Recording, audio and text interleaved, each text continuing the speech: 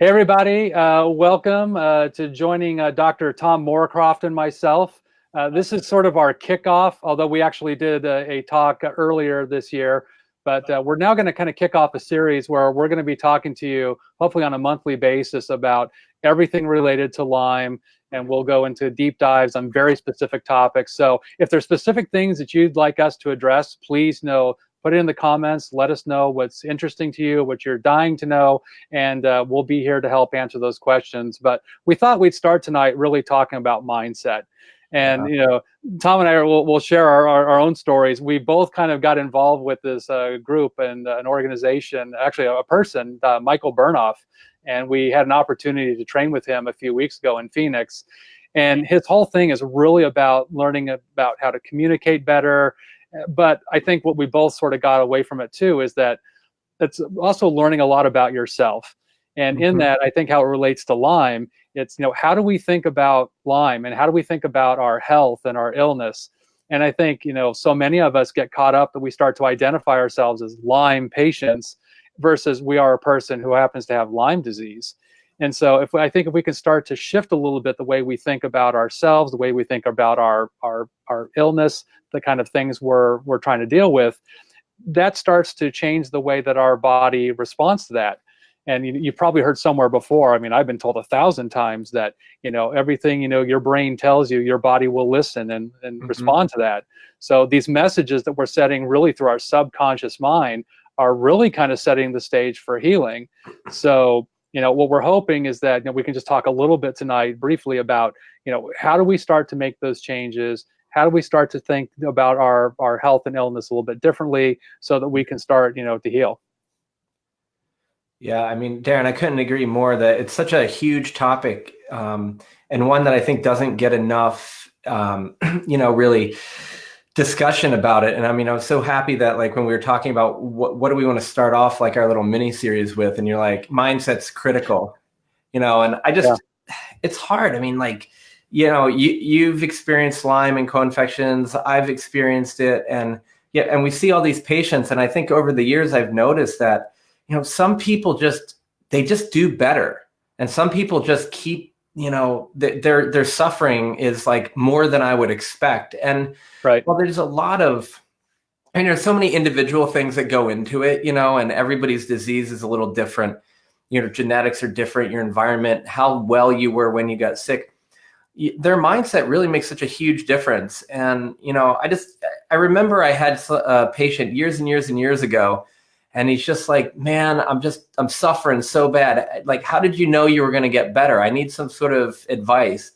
And I was just like, it's like, what did you do? How did you tell Lyme and Babesia you were going to get better? And I was kind of like, I was just like, I said like, F you, Lyme, because I got stuff to do. I wanted to get back outside and play. I'm an outdoors person. I still do all that. But I focused on what was so important for me in my life and what really gave me joy. And that sort of started me down that path of having Lyme, doing the things I need to get better from it, but not completely becoming, embodied by it and sort of not becoming the illness, but becoming somebody who has an illness and is moving forward to shift and to heal. Yeah. And I think, it's just so easy for us to fall in that trap when we go from a point of wellness to not feeling well to very quickly get into that, sad, depressed state because we're not able to do what we wanted to do. We're not able to spend time with our families. We sacrifice a lot with this illness. But in order to really get back to where we were before, I think we really have to start by, thinking about, again, how are we viewing our whole life? I mean, how are we viewing the way we look at our relationships? How are we looking at the way our relationship with food? How are we looking at our relationship with activity? All of that really starts to set that framework on, our mindset and how we start to visualize, our outcome. And, I know when we were at this training, we talked a lot about, what is your outcome? What is your outcome? Your outcome isn't just a goal, isn't something you set. An outcome is something you actually just do and become. So if there's a way that we can start to, set outcomes for ourselves so that, we've got these little, maybe mini goals that we're not just setting, but we're actually achieving, that starts us up that ladder of, health and wellness. And it's I think it's a little bit deeper than just, I've got this illness. I think, we have to start examining, again, what happened prior to getting sick. I mean, I'm sure you've heard a lot with your patients that, there was something that went on at the time of their illness, concomitant, that may have set the stage that had they been in a better healthy state when they got, infected, they might have been perfectly fine. I mean, I think my own story is actually a great example of that. I got classic Lyme disease. I was opening, it was 3 weeks before I opened my own practice. So, when I got infected, I went on doxycycline, and really in 4 days of treatment, I felt perfectly fine. But because I was, opening my own business, I was working very long hours. I was really stressed out, like any business owner knows what I'm talking about. And, after 8 months of that schedule, I think my immune system was really just taxed. And, that's when I started to get relapsing of symptoms. So, part of it was stress. Part of it was not taking care of myself. But I think part of it was that, my mind also wasn't in the right space. And that, as I started, working towards healing again, initially it's like, okay, I just need to kill the bug. I just need to kill the bug. Right. But, killing the bug is, maybe a smaller part of the whole as we're trying to get people healthy and well again. So, I had to really step back and take a look at, what was I thinking about? How was I viewing my health? How was I viewing my life? And, by being able to sort of step away from that and take note of all that, it was a little bit easier to start to shift the way I started thinking about these things. For sure. And I think changing mindset, it sounds sometimes like a very woo-woo kind of thing, where if you just, if you sit around, and sing Kumbaya and say 10 mantras, it's just going to magically happen. And I think, one of the things I've learned fairly recently with Michael was just that, you have the ability to change your mindset at any time and quickly. You don't have to learn to be some great yogi who spend years and years and learn how to meditate. This is something that can really happen pretty quickly, when you really kind of set your mind to it, right? The thing that blows my mind is how fast this shift can happen. And, with Michael, I mean, it was just kind of like, this is like no bullshit. We're not messing around with the Himalaya for a century. You can do that if you want, but what we need is real change now to move to that next step. And, I always think about, like, I have, there's a girl who made a really, I should say young woman, who made a really huge impression on me in the first year or two of my practice. We were talking about like what was going on, and like, some of the support groups out there are awesome. And some of them are just diving into just like a complaining session, like a bitch session. Yeah. And I was talking to her, and she was super focused on what she needed to do, because for her, the outcome was, I'm like in my early 20s, I'm going to finish college. I had plans for a master's and a PhD. And then I see myself going to this place. And her whole thing was like, look, when I'm better, I'll go to a support group and I'll help other people get better. But it was 100% focused on where she wanted to be. And so the goal of healing from Lyme was achieved in that path, because she was very clear where she wanted to go. And her outcome was something bigger than defeating Lyme. It was like, what is she going to do when she defeats Lyme? Or like for me, like, I wanted to get back to doing the things I love to do in my life. And I have people who have a hard time taking care of their children, and all they want to do is be an awesome parent. It's like, that's what they're called to do. And their outcome is to have wonderful times with their family, and you could also make the outcome or the goal of not suffering. But unfortunately, our brain doesn't process not. Just like anybody who has a dog knows that your brain does not process not, right? You say, do not go on the couch. Where's the next place your dog goes? On the couch. I can prove it to everybody, just like Michael did to us, and everyone's heard this before, but do your damnedest right now to not think about a pink elephant, right? Who hasn't thought about the pink elephant? Right. I mean, it's kind of funny, but it's we need to set those goals. And it's like, I know you've seen this. What about the person who comes in and it's so difficult because they're suffering so much. They're just like, I'm so sick. I can't get better. Everything I do, it's just, I'm sick. And everything goes around like Lyme is hard to beat. Oh, I've got 16 co-infections, some of which don't even exist. It's like, and they're just, everything's wrapped around it. And if they know inside that they're not going to heal from Lyme and co-infections, it's 100% sure. Yeah. But if you have an outcome that you want to get out there and you want to go back to water skiing or mountain climbing or doing your art or playing your guitar, your drums, or whatever it is, playing with your kids and your grandkids, if you actually just put that as your primary target, now you at least have half a chance of getting there, you know? Right. And if you, some people like, you know, if you know about David Bayer, I mean, he talks about the brain being the number one goal achieving organ, like, and machine in the entire universe. If you show your brain what you want to do and just get out of its way, it'll do it for you, you know? So. Yeah, and I think, you know, what happens a lot in the medical community, and I know we see this a lot on different social media platforms too, you know, we call it medical hexing. You know, someone says, this is what your outcome is going to be. They're determining it for you. And it's kind of like people that have cancer, you know, well, how long do I have to live? Well, I mean, nobody knows the answer to that. And it's the same thing. But if someone starts to preset that outcome for you and you plant that in your subconscious, it stays there, and sometimes it's really hard for us to get out of that framework, and we don't even know that we're really stuck there. So, you know, what we're really kind of doing is we're constantly reprogramming our subconscious brain to recognize that the body is an amazing machine. It has the capacity to heal. It is literally built into the DNA of every cell to repair itself. So, short of some very unusual circumstances where there's been legitimate, like, you know, nerve damage, tissue damage, you know, our body does have the capacity to heal. We just have to give it the right tools to allow that process to naturally happen. But I've just seen so many people, and I mean, it's kind of funny. I mean, here we're doing this on Facebook. My best advice for most people is get off most of these Facebook groups, just because I see what happens as people go on, and there's often people who are not well, who are not in a good state of mind, and they go on about how horrible Lyme is, which it is, but you know, you walk away, you know, from, you know, reading all these comments and posts feeling like, wow, you know, that's me too.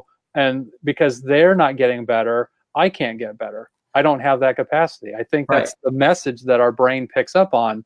Or my doctor's not doing what that person did that said they got better, which was the only thing, you know? Right. It's like, so aside from the confusion of what you should be doing medically, I mean, that's kind of a different issue. Right. But I think, you know, what it's doing to people's brains and their psyche and their mindset is really more damaging than helpful. You know, I mean, I think, you know, you and I have both started our own sort of Lyme groups for that very purpose, is that we want a place where we can really, you know, reinforce people without all this sort of negative stuff that gets out there in the world, because a lot of it's misleading, a lot of it's not true, and a lot of it's just downright damaging, because again, it's not teaching you or teaching your brain the right things to start getting well. So, you know, it's not a function where, you know, you have to go to a class. You don't have to go see a guru. It's really something that you make the choice of, you know, this is how I want my brain to be. This is the state I want to put myself in. And yeah, it may take a little bit of practice to kind of do that. You know, we did some exercises as part of our little group facilitation to learn how to do that. And it was amazing that, you know, it's really not very hard. It's really a function of, you know, maybe I'll share one of the examples that we did in our training, because I think it's actually kind of a powerful thing. So we did this thing called a power box. Oh my God, right? You know, it's when I say it, it's going to sound a little bit stupid, but stick with me on it. Just do it. So literally, we took some duct tape and we made a square on the floor, maybe like a 3 foot by 3 foot, 4 by 4 foot square, and the person, you know, who's sort of being worked on will start walking around a circle looking at the square. And during that time, you're being asked to think about a time in your life where you felt really powerful. You felt confident, you felt sure of yourself.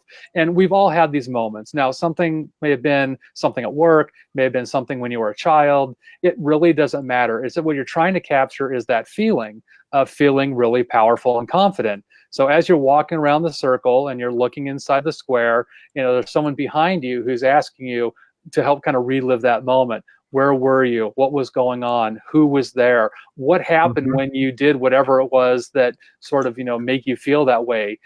We were working with one of our friends, who was a baseball player, and, I think he hit the winning run of a big baseball game.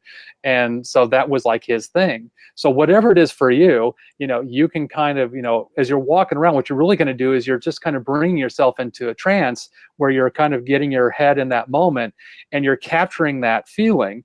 Well, what are, feelings? Feelings are just a representation of, pictures and sounds, right? So if we can start to recapture that picture, that sound, that feeling, we can then start to use that feeling to manipulate other things in our brain and replace some of those bad things with the good things. So as you're walking around this circle, it's probably only maybe a couple of minutes. And then, when you get to that point where you feel like, you're kind of back in that space, you step into the box. And then, you kind of show yourself as you felt at that time. And it was amazing to look at people and look at their faces and their demeanor as they stepped into this box. You could just see them feeling powerful and confident.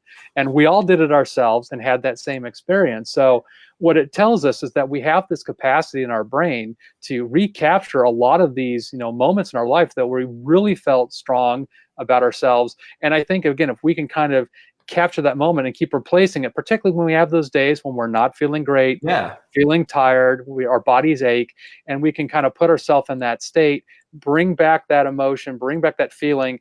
It really helps us, I think, mentally, physically, spiritually. And, that's as simple as really just some duct tape on the floor. So, that's just one kind of quick example of something. Well, Darin, what's really cool too about that whole thing, and I think it's really important for folks who are, would be tuning in to our talk and other people with Lyme disease, is that a lot of people are like, wow, I hit this huge grand slam and like I won the baseball game and I gave it to the coach. Or somebody in my group was like unexpectedly won a beauty pageant, and somebody else is 40, sold their business and doesn't have to work again. And for me, I was like, dude, these things are big wins. I don't have those in my life. I have a lot of little things. And I couldn't even feel the emotion, because half the time for me, as soon as I have a really good emotion, I just get knocked down again, right? At least that was my mindset. But I was just like, I literally was going to not do it. And it sounded like it worked. I tried to help other people. But what I realized was like the only example I could come up with should be a really powerful emotion in my life, but it wasn't. And I said, look, I decided to come here because I wanted to make a difference in my own life. I wanted to take the next step in my own personal journey. So I'm going to do it anyway. I'm just going to try it. Just like you said, this sounds crazy, just do it. And so I picked this event when I was a kid. I was in 10th grade. I was on this travel hockey team, and we went to Lake Placid and we played in this tournament, right? This international tournament. There's people from all over the world. And this is all I wanted to do as a kid, is play hockey. And I got to play, I'm getting goosebumps right now just thinking about it. But I got to play on the 1980 Miracle on Ice. Anybody who knows hockey knows the 1980 Miracle on Ice, US beating Russia rink. I got to play on this rink. And it wasn't even the gold medal game either. Yeah. But you know what happened was, but like there were things with my dad and it wasn't all this great. And my team sucked in this tournament. I mean, we played the worst we ever played. Personally, I was one of the highest scorers in the whole tournament, but I just have all these negative emotions around it. But I was like, that should have been a good one. So I went through and I was walking the circle, and everybody, my team, the people who had the same mindset around me of uplifting me. So kind of like our support groups, they're there to lift you to that next level. They kept coaching me. And I went in the first time and I was like, oh, all right, maybe something. And they said, by the third time, you'll get it. But what really happened was the second time I walked in this circle, I literally didn't even realize this until it happened. And I actually made a motion with my body like I was taking a wrist shot and scoring a goal. And I had the worst attitude going into this, other than I'm going to try it. And I'm going to lean on my friends for the support.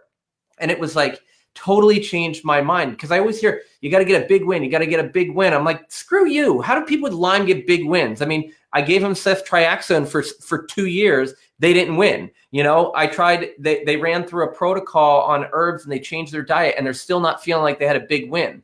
And what I realized for me is, and I've seen this in patients, where everybody uses the term big win, But a big win isn't necessarily a big thing. It's that next step that allows you to move forward.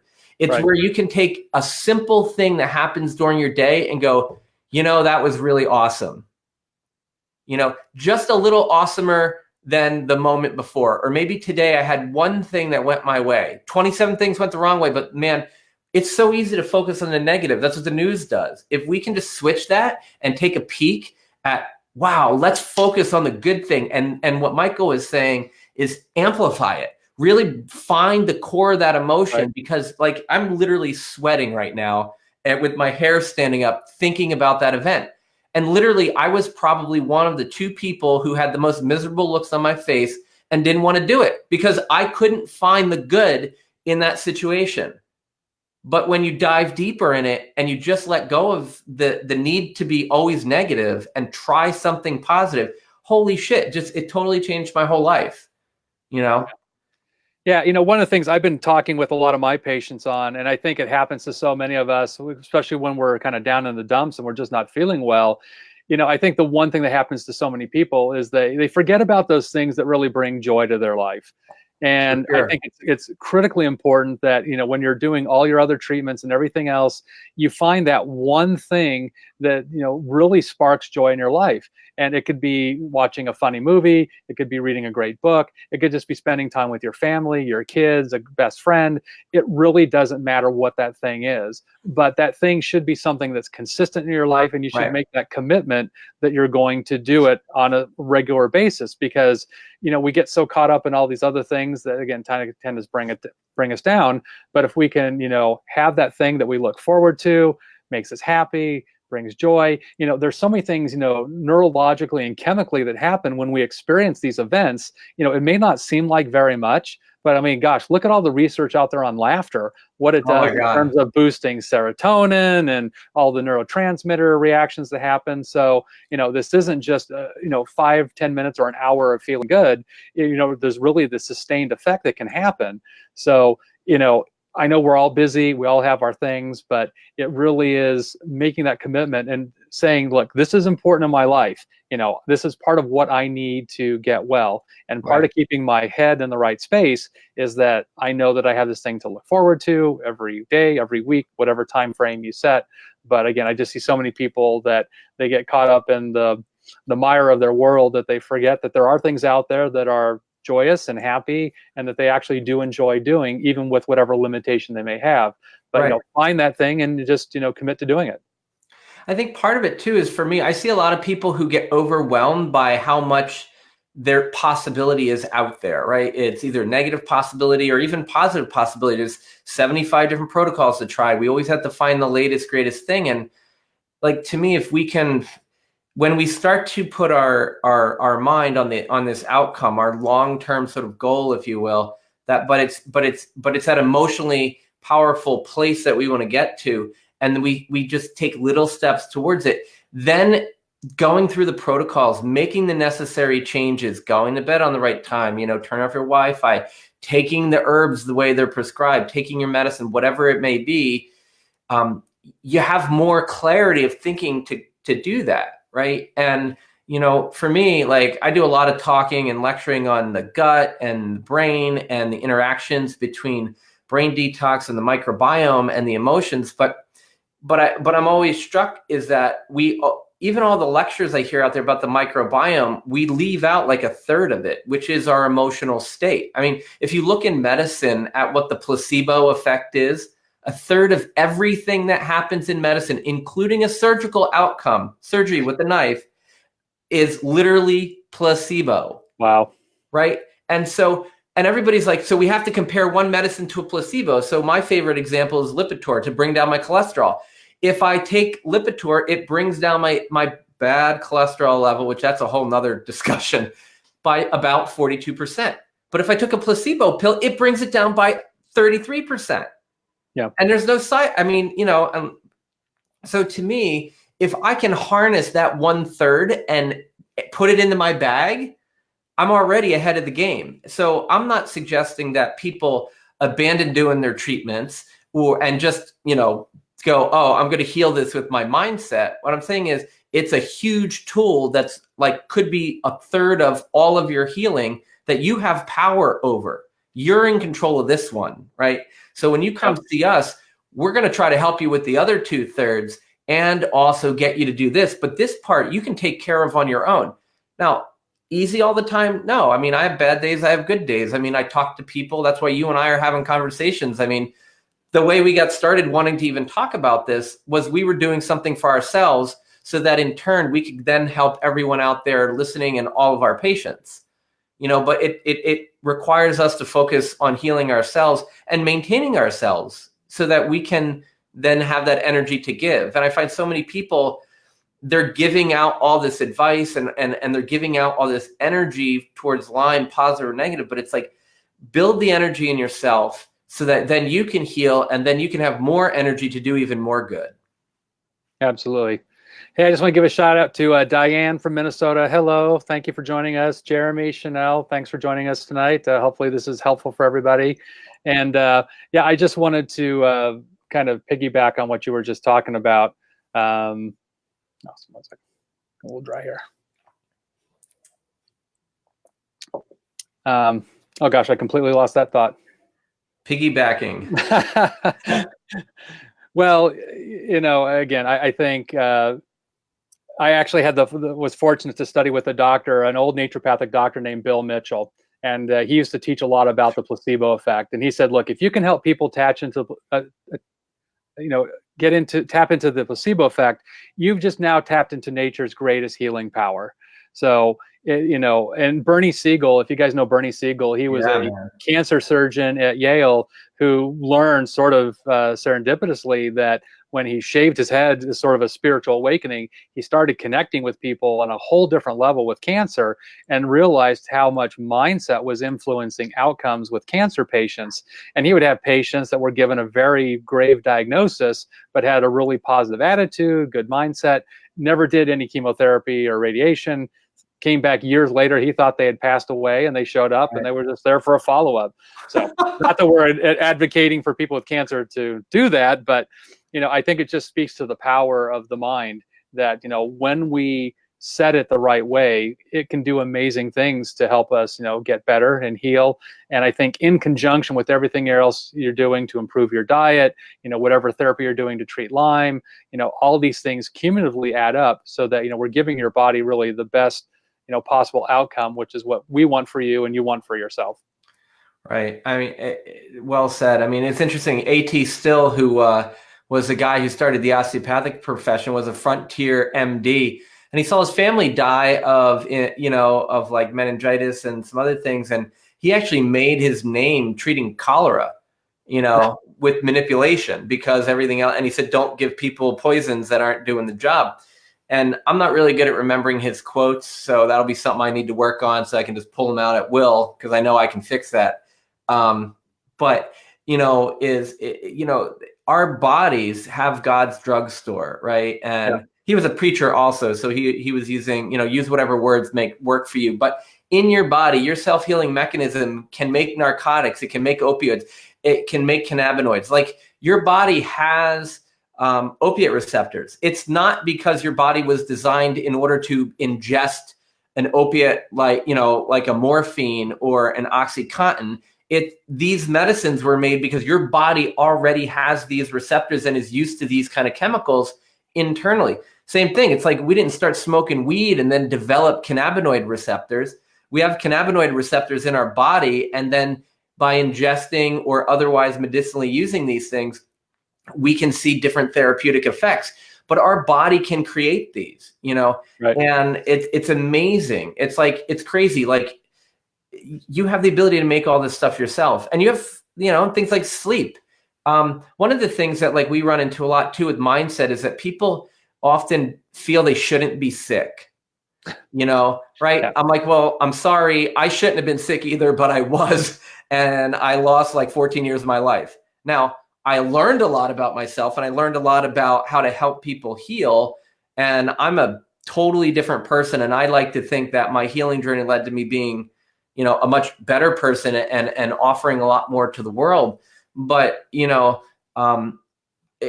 if you think you're not supposed to be sick, that's where you kind of take your the pain of being sick and create suffering, you know. And one of our other friends, Joan Rosenberg, just talks about giving yourself an opportunity to experience unpleasant emotions. And when these unpleasant emotions come up, which they're going to do, biochemically, meaning in your brain, the chemical reaction is going to last for 90 seconds or less. So if you're willing to just kind of give yourself an internal timeout, you know, couple breaths, breathe through it. And like, she's even worked with me with this. And she's like, God damn it, Tom, don't choke it down. Breathe, right? Because, you know, and it's like, because you want to push it down and hold it. And then you end up making a story about it that's hours long or days or months or weeks long. Feel the emotion that's surrounding the situation, and then allow yourself to breathe into it and just let it be, because in 30, 60, 90 seconds, it will be gone. And now you have more power. And one of the examples that I thought of the other day was I was doing one of my first big talks, like locally in Connecticut. And it was like amazing to me, because all the people that I had kind of grown up my residency around here and I'd heard about, I'm getting into functional medicine, all the people that I wanted to know and wanted to hang out with and learn from, they're all lecturing at this thing. And so I'm like, ooh, I want to come. I want to talk about present moment awareness. And they're all talking about what protocol to use about something. And before I went on, it was like the biggest stage I had been on at that point. And I was super nervous. I was freaking out. And I'm like, I'm about to talk about present moment awareness, and I'm about to have a panic attack for the first time in my life.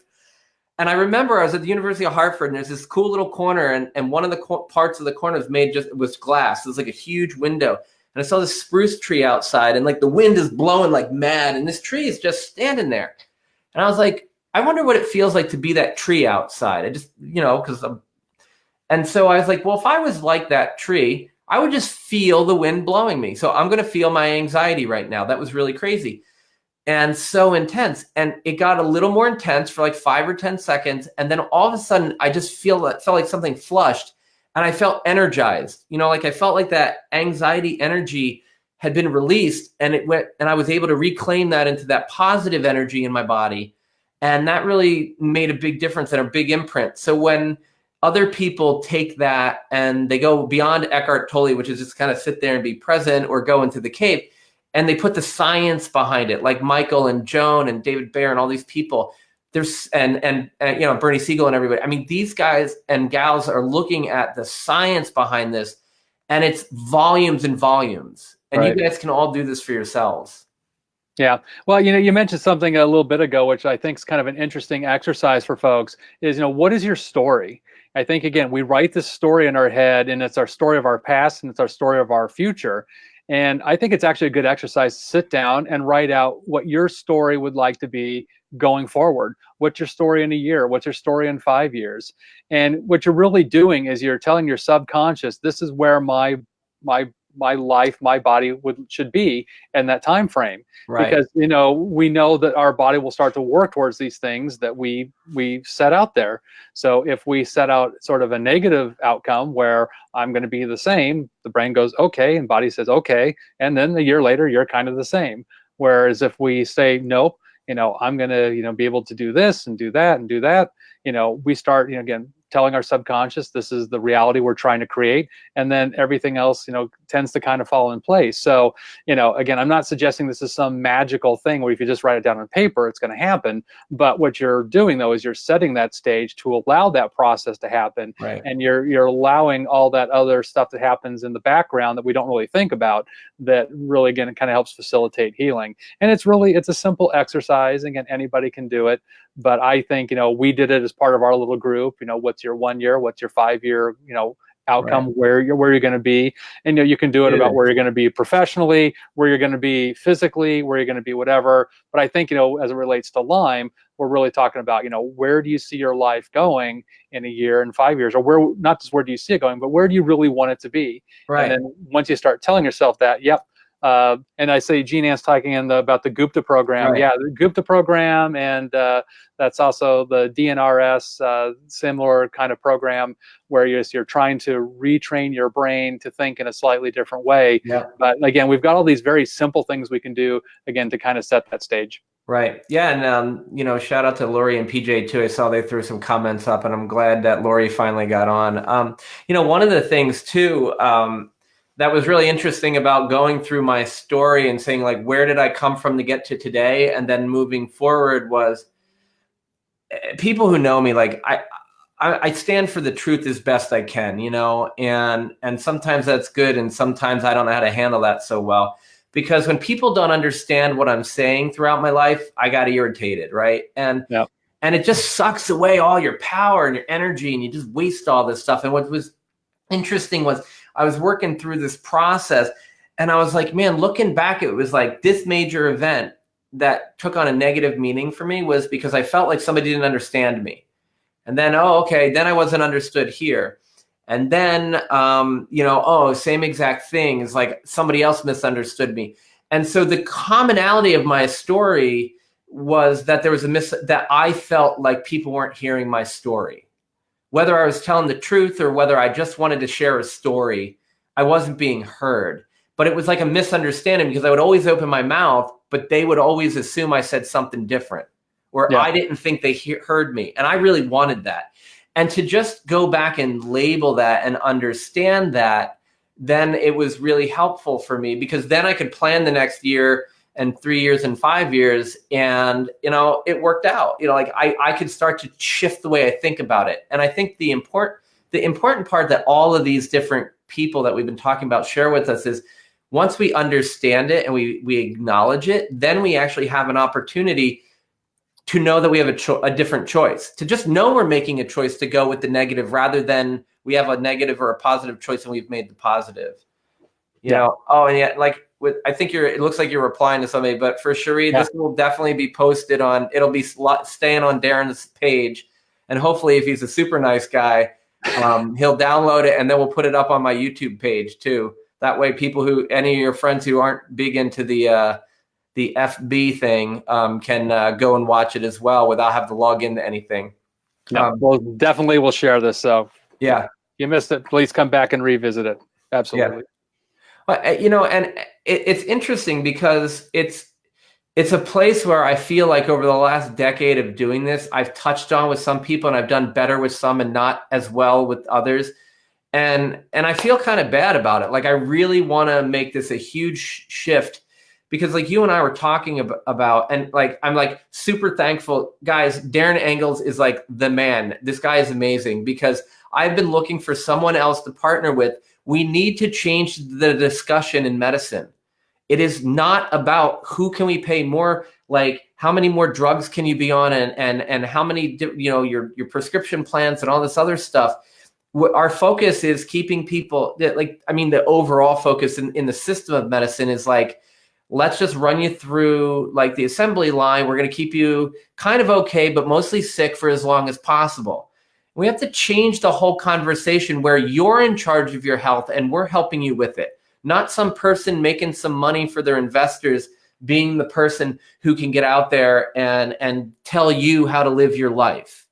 Like, we need to just change the entire medical discussion to, you guys are, when we talk about the patient, that patient should be at the center of everything we do, in my opinion. Right. And so I'm just so happy that like we've been having this discussion. I think it's easy to get on and talk about like the next Lyme treatment or the next test to do, but still that might be 1/10 or 1/20th of the healing. But now we could add in another 30%, 33%. Now we're up to 50%. That's a lot, man. Yeah. We're getting there. We're getting momentum now. Well, exactly. And you said it perfectly. It's like, we want to put you in charge. We want to put you at the top of this little, mythological pyramid that's out there. The concept that the doctor's at the top, and it's not like the old days where, the doctor said, this is what you're going to do, and you did it, and nobody questioned it. Now that pyramid's flipped up on its, ass. It's completely different now. You're at the top of that. We work for you, but our goal, and Tom's an osteopath. I'm a naturopath. We come from slightly different schools of medicine with a different philosophy that really emphasize the whole person. And this is not to dismiss other, medical doctors, but their training is different. So, we recognize that the body does have this capacity to heal on its own. We understand that the mind and the body are very intimately connected. So, in working with every person in our practices, we're trying to help piece all these pieces together so that we're not just looking at this one little segment. We're really looking at everything. We want to know as much about your gut issues as we do your family dynamics, because it's important and it impacts the way that you interact in the world. And I was thinking as you were talking, the one of the things that that came up during Michael's talk, and I think I've been thinking about this for a long time, is we got so much toxic stuff in our world. And I'm not just talking about the stuff we eat and the stuff we breathe, but I'm talking about the people. Oh, and, I'm kind of a fan of, getting rid of toxic people in your life, because they don't serve you any good purpose.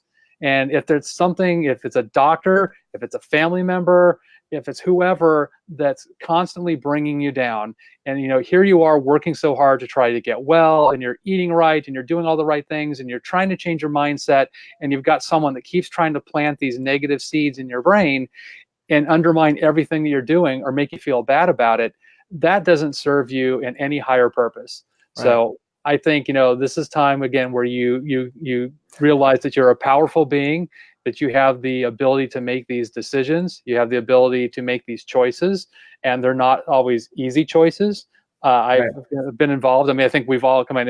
If this is you, raise your virtual hand, ding, ding, ding. Yes, we've had these people in our lives that have made us miserable, and we go, why are we friends with these people? Or why are these people still in our life? And I think, it's time, to take stock and put yourself first. Make sure that, you're doing everything you can to feel well. And a big part of that is, getting all the toxic stuff out of your life. And, sometimes that's people. Yeah. And I mean, another part to that, Darin, is like, one of the things that I know that you and I do extremely well, and I know a lot of our patients do really well, is we help other people, right? Almost to a fault. And so many of my patients are so stoked about how they can help somebody else. And I'm like, I know, I do that too. But what we need to do is help them, but we also should be helping. We shouldn't allow our helping of other people to become one of those stressors that's negative.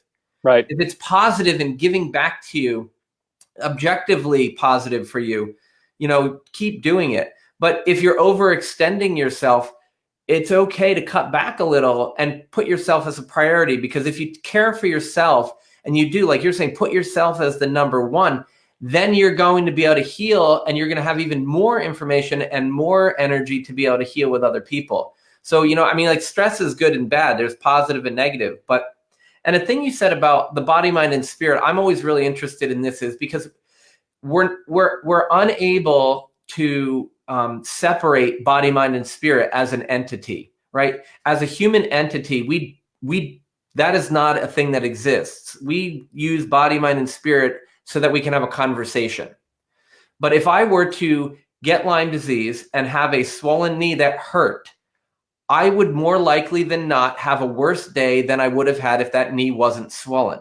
And if nobody can help me with that knee, and they tell me it's all in my head, even though I've got this huge knee swollen or whatever, or they say it's arthritis and you got bit by a tick like 3 weeks ago, you're going to feel even worse, right? And it's like, so the pain is going to compound and lead to mental anguish and emotional and spiritual suffering. And it's just like, if I have a stressful day, a lot of times I'll go and end up with a headache, and as soon as I take a few deep breaths and do the stuff we're talking about, for me, it brings it down, but stress leads to physical things, it's amazing that if you're stressed out, a lot of people can't sleep, Right. And then if for all of you out there who have brain fog and you want to heal your brain fog, well, most of your brain detox happens in slow wave, deep sleep. So if you're not able to calm down and actually get to sleep because your foot hurts or because you're stressed out from your day, all of these things just compound. And so your body processes it as one thing. We just talk about it separate because it's fun, it's the only way to really have a conversation. But yeah, just realize that if I were to come up and kick Darin in the shin, he's going to probably have a shitty day. And I'm sure once your shin heals, then it'll be my turn to have a shitty day when you get me back. I saw Melissa just chimed in. She's a therapist and works with Lyme patients. So yeah, you're seeing this all day long, I'm sure. And I appreciate the work you're doing too, because I know, as you're aware of, that so many doctors, this is the one part of healing that just gets completely ignored, either lack of training or lack of understanding. So thanks for joining us, and thanks for the feedback, because and we think it's really important. And to kind of build on that for a moment, Darin, is one of the things I find, despite being a pretty open person my whole life, it's really hard to get up in front of a crowd of people and say, I've had Lyme and Babesia, I've had a bad attitude. I've had to work on my attitude. I've overcommitted to helping people and didn't put myself first at times. It's hard to stand up and say, hey, I even want to put myself first so that I can help you more, but I need to do me first.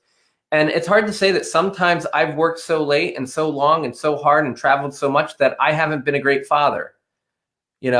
And so I think but I feel it's important that just to be able to take that one step and say that you can move forward, right? And so now it's like to be able to help people recognize their thought patterns, just to become aware of them is that first step, so that it's happening. And then you can go, then you're going to end up running into your buddy. Like Darin and I literally just ran into each other at this event. We didn't even know we were going.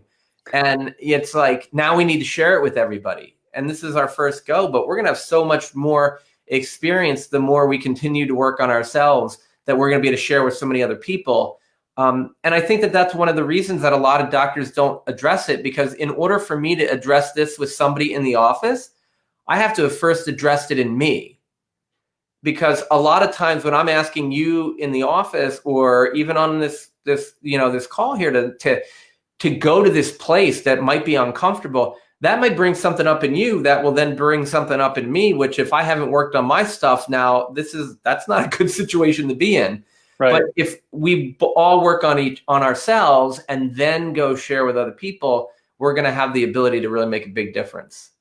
Absolutely. Yeah, I think one of the things I learned kind of going through this process is that you learn to really be honest about yourself.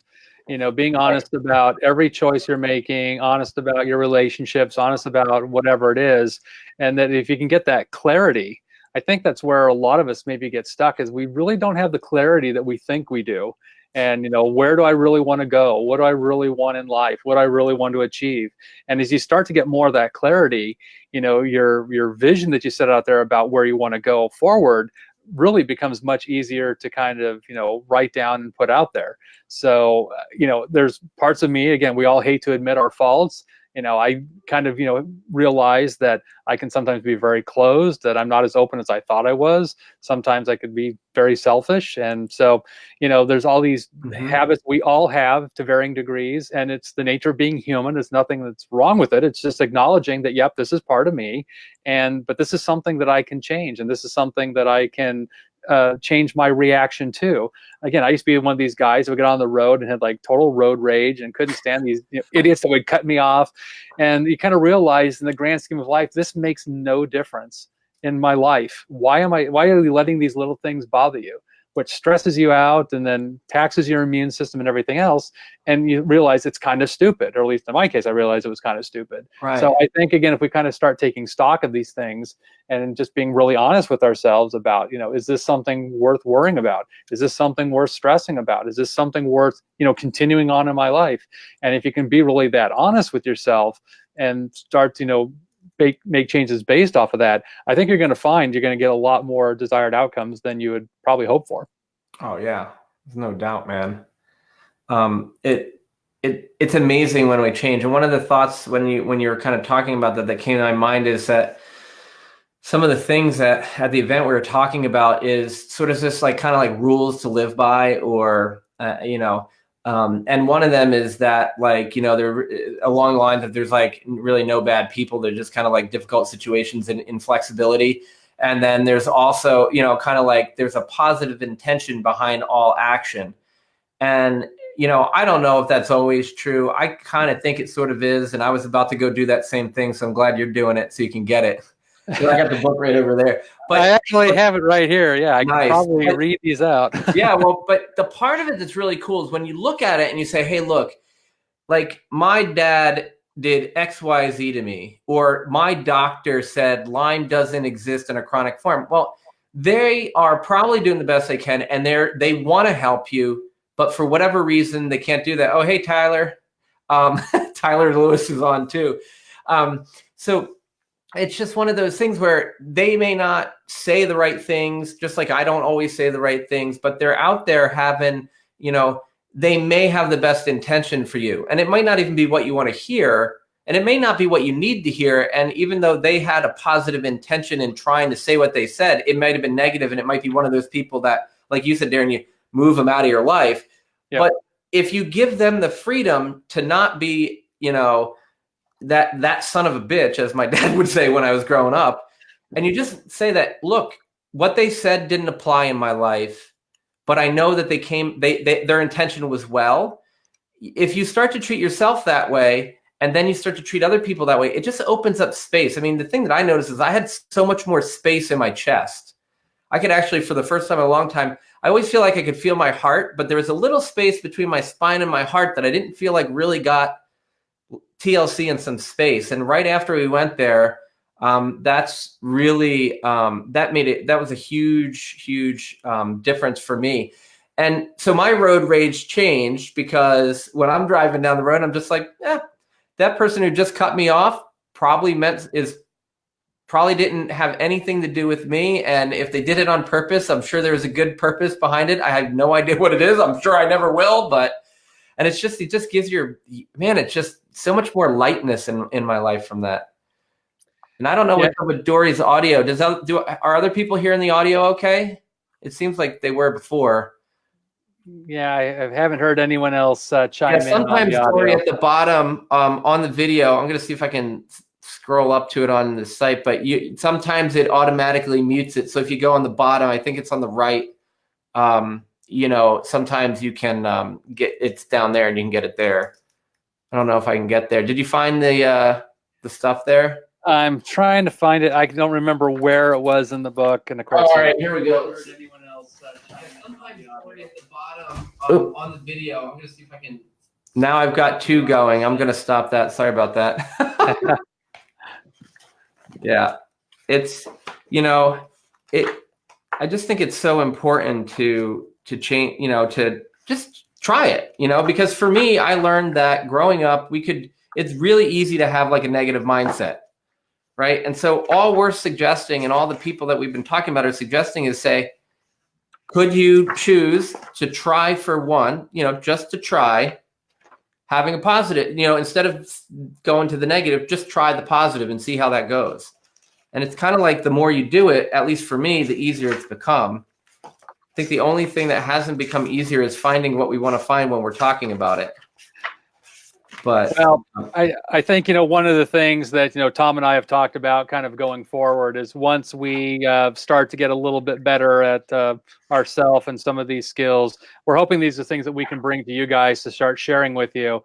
And again, there's some just really cool tools that I think we just need to figure out how to apply to a group like this versus a one-on-one situation. So, once we kind of help figure out some of that stuff, I think we can, help everybody here work through some of these things again that I think that stop people from moving forward. So, well, and one of the other things that I think that as I'm flipping through here, we talked a lot about pictures, feelings, and what does it sound? I don't even remember now. Pictures, sounds equal feelings. Yeah. And so one of the things for me is like, you could be an auditory learner, you can be a visual learner and communicator, but also you could be a feeler. And I am sort of a bit in the visual realm, but very much a feeling person. And so a lot of the ways we talk to people, it's important to understand, and even listening, is they may be talking they're almost certainly talking in their way. But for you, you might be somebody who needs to hear stuff like from a more of a auditory thing rather than a feeling. And if you listen to me, I'm always talking about the feeling I got. Like, I lose a lot of detail, but I know exactly what it felt like. And maybe, Darin, what is yours? The visual, audio, auditory, or feeling? Yeah, so after all these years of being in school for like 40 years, I finally learned that I am a very visual kinesthetic person and I'm not very auditory. So if Right. I just have to listen to something without having pictures or being able to touch it, move it, it's actually very hard. So like listening like audio on tape or just listening to audiobooks is very hard for me. I get sidetracked very easily. If I can sit there and have a book in front of me where I can see the pages, read the words, it'll stick. But if I had to just listen to it, I don't pick up anything at all. So I've learned, even with working with my patients, if I can kind of figure out what their learning style is, or sometimes I'll just flat out ask them if they know, Right. even when we're talking about how we're going to, form their treatment, do I need to draw pictures? Do I just need to say it out loud to them? Do I need to have them do something where they write it down themselves? So the kinesthetic people actually do better when they write it down themselves. Yeah. We just got to find a way that's going to help stick. And again, it's just one little tiny piece that's really easy to do that just helps people, again, in their process. Well, like Jill, my wife, I mean, she when in medical school, she would if she went to class and heard it, gangbusters. If she missed a class and had to go over notes, right? I'm like, for me, it was just like a different experience, and so as that example, though, if you're much more in that visual sense and not that auditory, and I'm talking to you as a feeling person, I could just be telling you all the right information and you might not process it as well. And somebody in the office, I'm teaching them the way I want to be taught. And if I'm not aware of the things you just pointed out, they might not get the messages clearly. So, and another way to apply this is if you know what works for you better, ask your doctor or ask your friends to help you translate the information coming in to a way that makes sense for you. If you're a really seeing person, you got to go for it, and you have to see more of it. But if you need somebody more of an auditory thing, maybe someone needs to record it for you or speak it to you for more clarity rather than just give you a printout. And for me, I need to have someone talking to me and really get that sense of where they're coming from and the emotion that's behind it so that I know they're in it for me. And so you can use these little tricks of communication that way. You're on page 18 if you're still looking. I found it, but thank you. The interesting thing you said about the auditory stuff, if I do a lot of books on tape, but I have to do Audible at 2.5 or 3 speed because I can't deal with it any slower. I'm like, it's got to be fast. Almost like a visual learner has to be like, and all this stuff. And usually if you're auditory, you want a lot of enunciation. But for me, I'm not enough auditory. I like the pace. I'm kind of ADHD too, which is cool. So I can get through lots of books really fast on tape. But it's I'm like, I can drive and be completely focused and all this information is coming in at threefold. And my brain is just like loving life. But if my family's in the car, my daughter or my wife, they're just like, how can you even hear that? And we did an office meeting the other day, and I showed I played something for my staff, my team, and I joked in the beginning. I played it at 2.5 speed, and literally no one could even hear what was going on. I played it normal, and it worked for all of them. Yeah. But for me, I was like falling asleep. So a lot of the way, I'm not saying this so that that Darin and I are working really hard to communicate with you guys all better. But it's so that you can learn to communicate with yourself better. Right. Find out how you like to get information and talk to yourself that way. Request that other people present information that way to you, because then it makes it easier to make this shift. If I'm talking to you like and you're just like, oh my God, way too much. Slow down and enunciate, Moorcroft. I can't get my message across. And you're gonna probably get more frustrated than getting good information out of it. But so I'm gonna do my best, to communicate in a variety of styles so that I can communicate with more people more effectively. But as patients and just people in the world, if we want to communicate better with each other, if we know our style, it's totally cool to ask people to communicate with us that way. It's actually kind of fun because you start to get into the words that go with vision and go with hearing or go with feeling. You know, like if I describe the beach, you know, we did exercises describing the beach.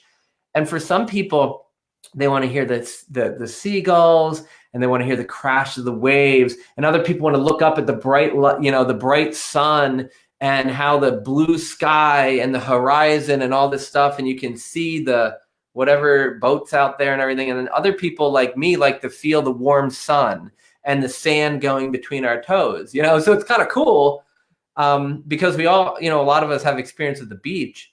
But in the end, if we can bring that together with the way we talk to ourselves, then we've got some real power.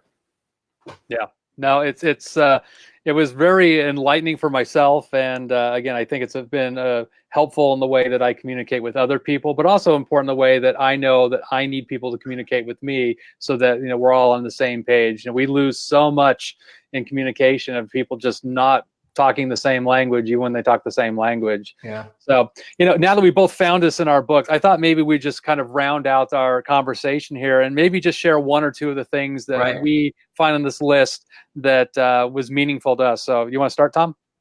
Sure. Also, I just want to say hey to Elena there, because she said a learning style is the key to being able to teach others how to change their lives. Well said. Word. And thanks, Brenda, for the mindset is huge. And I'm glad Dory's got her stuff going on. And Diane said that the sound was working. So I'm glad everybody's been on track here. Man,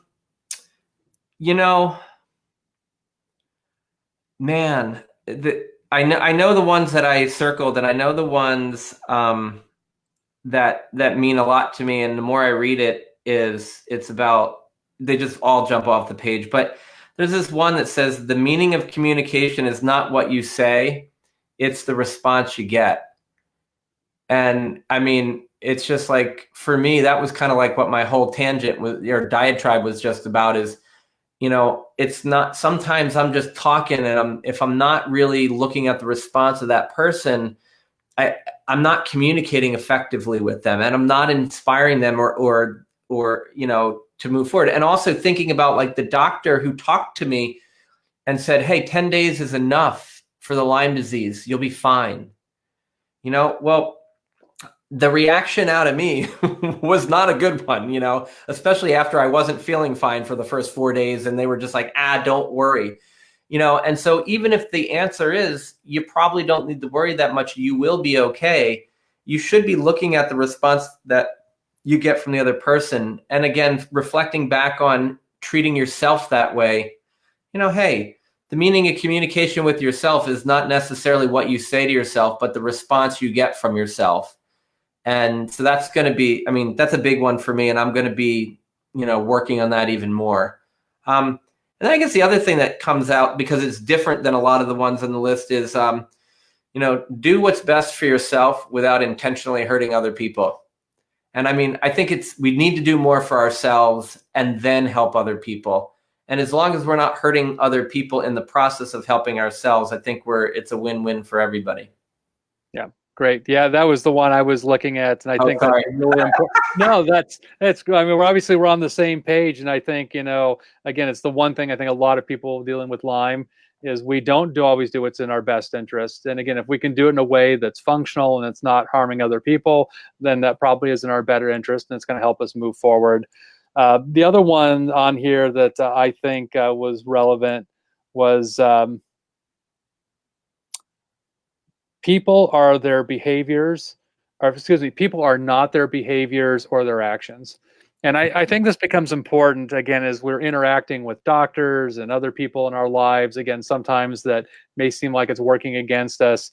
Part of it is that understanding that I think people are inherently good, and sometimes they make poor decisions. Sometimes they behave very poorly. And that's not an excuse necessarily, but it's an understanding.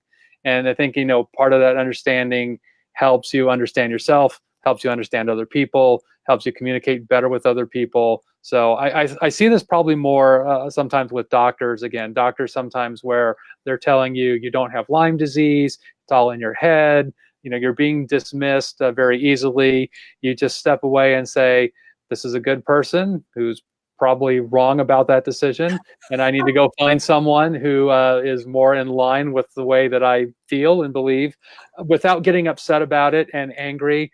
And we just tend to harbor, I think, a lot of these, ill emotions, and it's great to feel them temporarily, but if we hang on to it, it just tends to weigh us down. So being able to step back out of that, change our state, say, look, this is a good person, bad decision, bad opinion, whatever, not let it affect us, and move on. I mean, it's all about moving forward. And one of the things that I think you bring up too, like, not to just run through a whole list of stuff here, but it's like we all have our own internal map of reality, and other people are responding to their map, not to your map.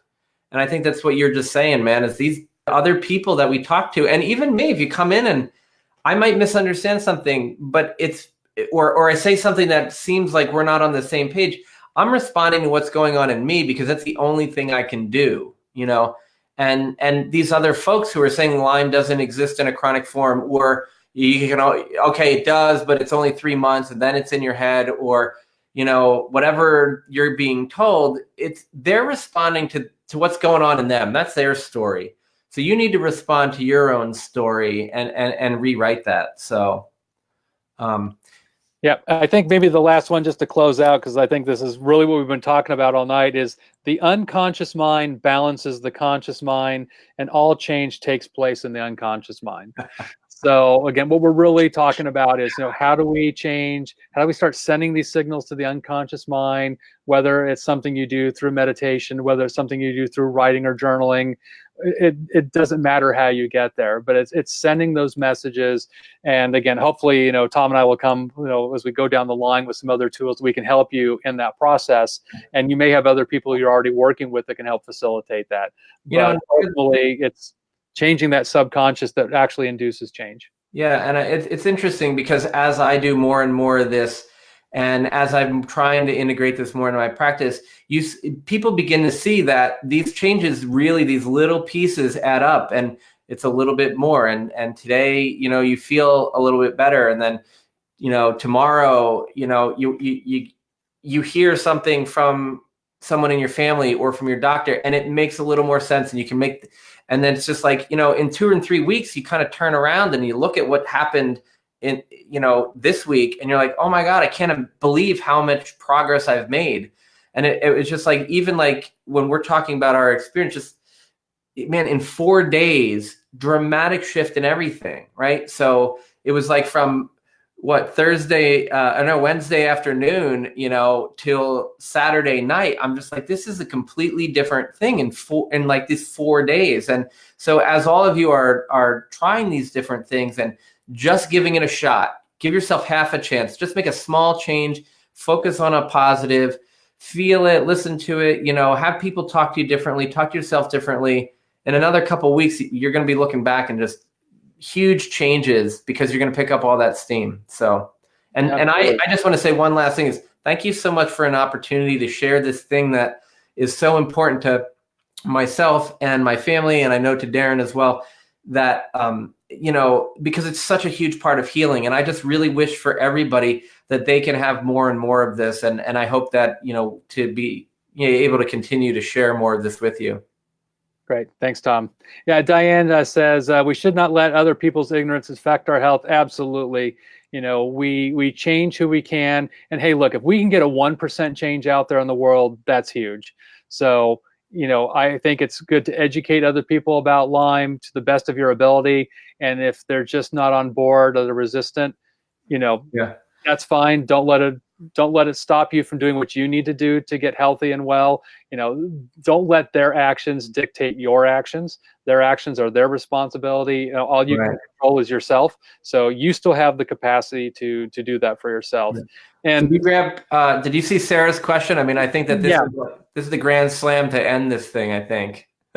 Yeah. So Sarah's question is, how do you remain positive? Oh, that's a great question, Sarah. How do you remain positive when you're experiencing episodes of brain inflammation in which you feel your brain has been taken over and you're not physically in control anymore? Yes, I think most of us have had that experience. So Tom, what say you? I was thinking you were going to take that one. I mean, I think I go back to sort of the story I told earlier, and I'm not sure if you were here, Sarah, but in these situations, my personal experience has been I get frustrated when everybody's looking for the big win, because I never feel in my life I have big wins. I have a series of little small things, and sometimes it's big, but then something happens. The brain falls apart, or something in life's not working right, And so what I found more recently is that it's about looking for that little nugget and then sort of amplifying that, just taking a moment to say, within this shit show that feels like my life and my fried brain at the moment, is there something little going on? I remember like talking to a patient a bunch of years ago when we got her like 5% improvement in her brain function. And she was like, I was able to sit on my bed and have a conversation with my daughter. And my daughter said, Mommy, you're coming back. And she's like, I knew I had this much extra hope that I didn't have the day before. And she's chose to focus on that. And then with the treatments, more and more happened. I'm not going to lie and say it's easy, right? But I do think that we have a choice to look around us and assign meaning to things. And I would prefer to assign neutral over negative if possible, if I can't find that positive. But I think that in any day, there's a little something that made you laugh or giggle. And like the story I told earlier, I don't even know if it comes across, but for me, it was ultra painful to think about, to the point where I almost left the seminar and didn't participate in the activity. And I did, and I was able to find this little thing, this minute little gem inside of all this pain that had surrounded it. And it, just by acknowledging it, it got bigger. And so I would just suggest find them, even if it's the smallest thing, just find that, and more will come. Yeah. Yeah, and I think just to add to that, when you've got a legitimate physical issue, medical issue, we can't dismiss that at all. That causes a lot of problems for people. Absolutely not. However, in that, I guess when you say your brain's taken over and you don't have control, well, I guess maybe I need a little clarity on that statement. You don't have physical control, like your muscles are moving involuntarily, or you just feel like your life's spinning out of control, because I know they can be different experiences. Right. And I think, it's just the acknowledgement that, yep, today my brain is working like shit. It just is not doing what I wanted to do. And, to a certain degree, kind of play with it. It's like, yep, it's not working well. So start engaging in activities that, maybe kind of forces your brain to work in a slightly different way, or do something that gets you kind of outside of that part of your brain. I think where a lot of people get stuck sometimes is when they're talking about like their cognition and, I can't remember, or I can't think. Well, get your brain involved in activities that doesn't involve that. Do something like art, pull out some brushes, start painting, start writing. I actually learned how to say the alphabet backwards, just as a way to kind of get my brain out of a completely different state. And surprisingly, it did work. So if you ever want entertainment, I can say the alphabet backwards, but it's just, it's just life of the party, eh? But it's just, one of those things where it's just an acknowledgement that, in most cases, it's a temporary state. It's not forever. You might have those hours or days where you're just feeling like not right. Your brain hurts. Everything's difficult. But that there is a time where that will start to turn a corner and it will start to function well. And then you'll appreciate the times it does function well. But I think it's just, acknowledge that it's not working well, and then don't feel bad about it. I mean, it is kind of what it is. You're going to keep working with your provider to help with the medical side, but you still have a choice to engage in activities that either bring you joy or engage your brain in a different way, and all of that can help people kind of get out of that state. And another piece to that too, Darin, is I think that one of the things is maybe your day is so bad that the positive is you're not looking at it negatively, right? So you're not making it worse than it already is. Because most people, and I've been this person, make a situation worse. So like with Sarah is just saying, she's identified, Sarah, that you're feeling this way. Like if you can just state that as an objective statement and then just let it be, that is wicked positive. It might not feel positive, but from an objective perspective, from a physician's perspective, or even a mental health practitioner's perspective, that is a massive shift in thinking, not going down that spiral. So just even stating it the way you're stating it is so much insight. And if you can just put it on paper and say, my brain fucking sucks today. Excuse me, I'm from New Jersey, so that's why. Michael and I are good friends because we have the same excuse for why we use the F-bomb whatsoever. But seriously, if all you do is say, whatever my symptom is that's driving me insane and I do not feel there's any positive, write it down as objectively as possible and leave it there.